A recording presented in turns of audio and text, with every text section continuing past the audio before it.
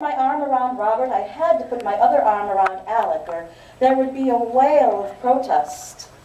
Another of my brothers, Sam, taught Robert to call him Uncle Sam. He was pleased as punch to be an uncle. My grandmother Parker still lived in her home on Short Street, next door to the house where I was born, and we spent many happy hours visiting her.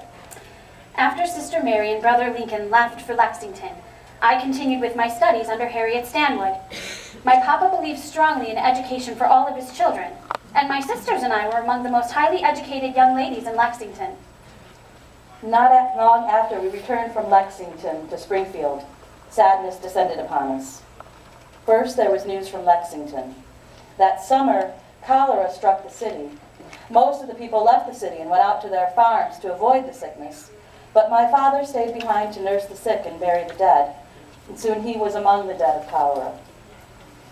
It was difficult to lose my darling papa, but more sadness came to us. The following winter, little Eddie, who had always been somewhat of a sickly child, became more and more ill.